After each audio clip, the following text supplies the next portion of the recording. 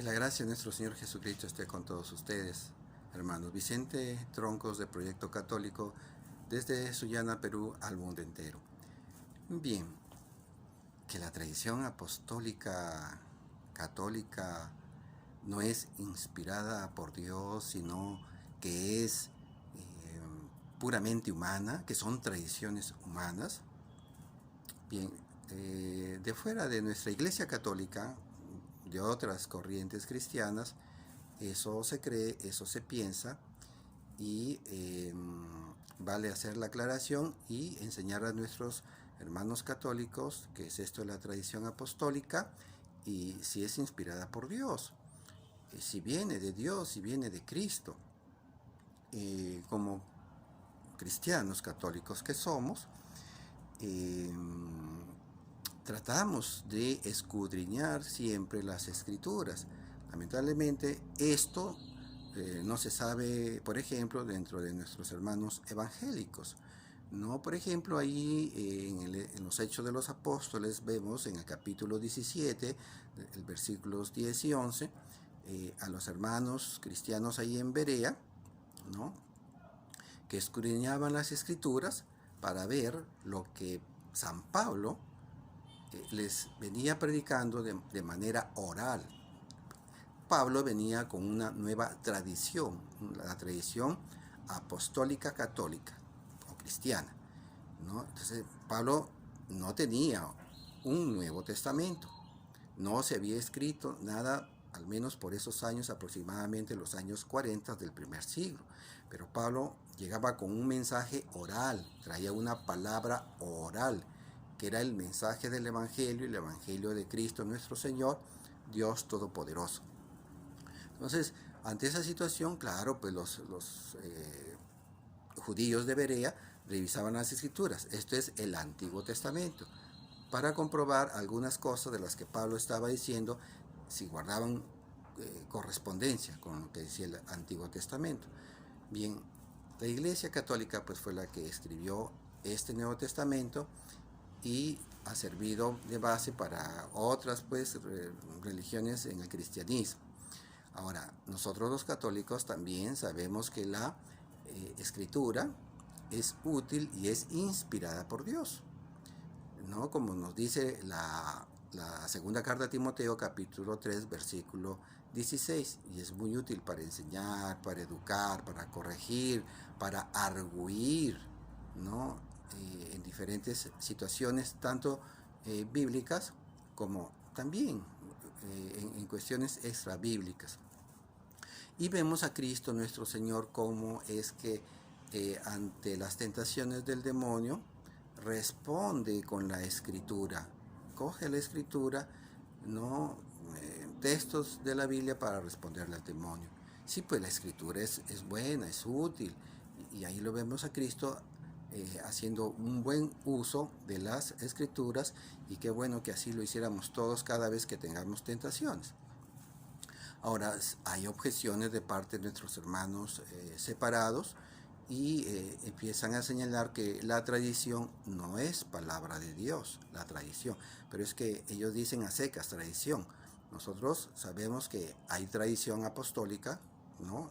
La tradición, es decir, la enseñanza oral que Jesucristo le transmitió a los apóstoles, y los apóstoles luego la transmitieron a sus sucesores, los obispos, ¿no?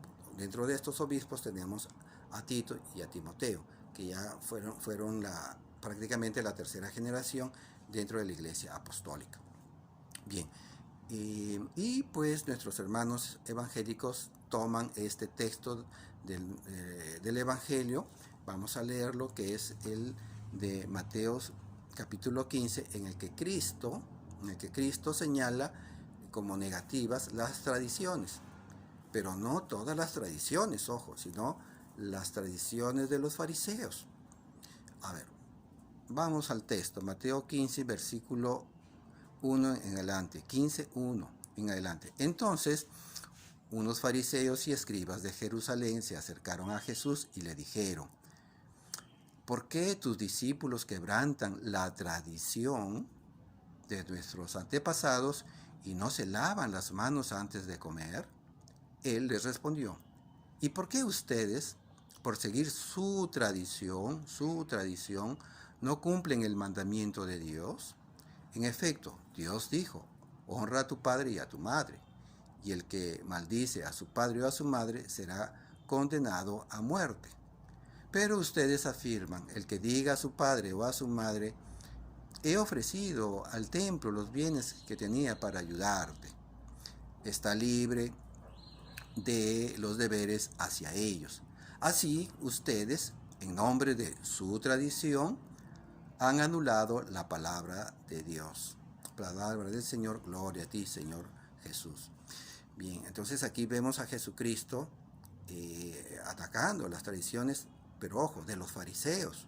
No todas las tradiciones judías, ¿no? Sino una en particular, esta relativa a las ofrendas. Parte de las ofrendas también es el diezmo, ¿no? Qué interesante, ¿no? Los fariseos, ¿no? Cuidaban este tema de las ofrendas, del diezmo. Pablo también atacó las tradiciones humanas, ¿no? Ahí, por ejemplo, en la carta de los Colosenses, capítulo 2, versículo 8, pero se refería a las, como tradiciones humanas, a la gnosis, ¿no? El gnosticismo, que era una corriente filosófica que hacía una amalgama y una mistura de diferentes religiones. Hasta San Juan, en sus cartas, también ataca esta corriente que tenía una mezcla de cristianismo con diferentes religiones de Oriente. Ahora, tradiciones en el Evangelio se dice en el griego koiné, se dice paradosis, sí. Ese es el término utilizado para tradiciones y que vamos en un momentito más a ver ese tema porque es crucial. Ahora, ¿puede haber una tradición sagrada y bíblica que también sea palabra de Dios, que sea inspirada? ¿No? ¿O acaso solamente las tradiciones son meramente humanas? ¿No? Ese es un punto muy importante que nuestros hermanos católicos, como también los separados, deberían investigar a fondo. Ahora, los católicos sí creen pues en la existencia en la Biblia de lo que ellos han denominado la tradición apostólica, con mayúsculas, que es sagrada, ¿no? Que es palabra de Dios y que es diferente de las tradiciones humanas y por ende es buena y de hecho inspirada pues por Dios. Ahora, ¿qué es tradición? ¿No?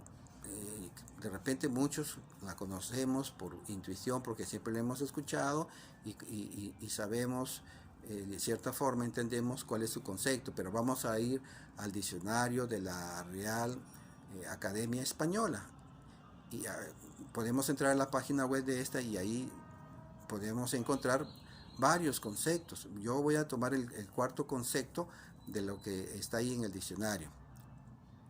Como tradición dice: en varias religiones, cada una de las enseñanzas o doctrinas transmitidas oralmente o por escrito. Repito, enseñanzas o doctrinas transmitidas oralmente o por escrito desde los tiempos antiguos o el conjunto de ellas. Bien, cierro cita ahí. Así como este concepto, los tres anteriores se refieren a transmisión de doctrinas, de costumbres, de ritos, sí, todo eso, ¿no? Todo eso. No solamente son ritos o costumbres, también es doctrina, también es enseñanza. Ahora, el ser humano es un ser cultural, es un ser social, y independientemente de las religiones, en todos los ámbitos de la vida va a tener tradiciones, y no todas las tradiciones que hay en el mundo tampoco son malas. Por ejemplo, los desfiles, ¿no? En la China, en la Corea del Norte, que son países comunistas, tienen desfiles. Y nosotros acá, los países cristianos, también tenemos desfiles. ¿Y qué es lo que hacer? ¿Y qué es lo que se hace en un desfile? Es honrar la memoria de nuestros héroes que dieron con gallardía, con valentía, su vida por la patria, ¿no?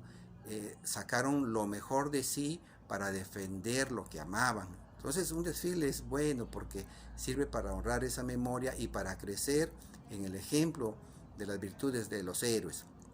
Por ejemplo, acá en Perú tenemos a Francisco Bolognesi, que tan bellamente dijo que él no se rendía, ¿no? Que quemaría el último cartucho, ¿no? Antes de rendirse. O los actos de nobleza, de caballerosidad de el gran héroe marino Miguel Grau, etcétera. Y las medallas, por ejemplo, en las Olimpiadas, en los campeonatos mundiales, de colegio, de secundaria, de universidad, los premios intelectuales, sirven porque es un premio al sacrificio y al aporte, tanto en el esfuerzo deportivo como intelectual de diferentes personas. Y los cumpleaños también es algo del mundo y lo celebramos y festejamos, por ejemplo, la vida de nuestros seres queridos y les llevamos regalos, les decimos palabras bonitas. Estas cosas sacan lo mejor de nosotros. Hay tradiciones que son muy buenas, que son muy positivas, que son muy sanas, ¿no? Y no son tradiciones religiosas. Ahora, dentro de las tradiciones religiosas también hay cosas muy buenas. Por ejemplo, nuestro Señor Jesucristo no es que acabó con todas las tradiciones de los judíos. Él también llevaba a cabo otras tradiciones que incluso no se señalan de manera específica dentro de la Biblia, ni del Antiguo ni del Nuevo Testamento. Voy a dar dos ejemplos de ellos nada más, que pueden haber más. Por ejemplo, en la cena del Señor, se tenía la costumbre, y hasta ahora, ¿no? De que se tomaban 4 copas en la cena del Señor, en la cena pascual, en la cena de la Pascua judía. 4 copas, Jesús tomó 3 de ellas. Por ejemplo, por aquí he encontrado de, de, de una iglesia evangélica que hace mención de estas 4 copas, ¿no? Son 4 las copas que beben los judíos, cada una con un significado espiritual, ¿no? Excelente, ¿no? O sea, ellos también reconocían o reconocen esta tradición que no se señala en la Biblia, que no se dice de manera específica, ¿no? Pero miren, ¿no? O sea, saben, porque esto nos ha venido de la tradición judía y que después se han escrito pues en otros libros, ¿no? El Talmud, la Mishnah, etcétera. Están estas 4 copas. Otro, por ejemplo, que tenemos es el himno, ¿no? Los salmos que se rezaban en esta Pascua judía, en esta cena, ¿no? Por ejemplo, en Mateo capítulo 26, versículo 30, se hace mención del himno o de los salmos, y se refiere a 5 o 6 salmos, del 113 al 118, ¿no? El gran Jalel, como dicen en los judíos. Pero eso no está específico, no está literal. Eso es parte de la tradición judía y Cristo lo celebraba. Entonces sí, pues Cristo celebraba tradiciones y eran buenas y Él las bendecía y las bendecía con sus actos religiosos. Bien, entonces vemos que sí hay tradiciones buenas que Cristo no desapareció. Y Él en la cena, recordemos que nos va a dejar vamos a volver en adelante en un ratito sobre esta tradición que el Señor Jesucristo nos dejó. Bueno, entonces, sí, tenemos una tradición sagrada, una tradición apostólica, ¿no? Y que viene de Cristo. Cristo mismo va a instituir, Él le va a dar nacimiento a la tradición apostólica y católica. Y esto lo hace ahí en Lucas capítulo 10, versículo 16. Lucas 10, 16. Él mismo va a transmitir una tradición, o sea, va a dar una doctrina oral y va a decir lo siguiente, abro cita: el que los escucha, repito, escucha a ustedes, me escucha a mí. El que los rechaza a ustedes, me rechaza a mí.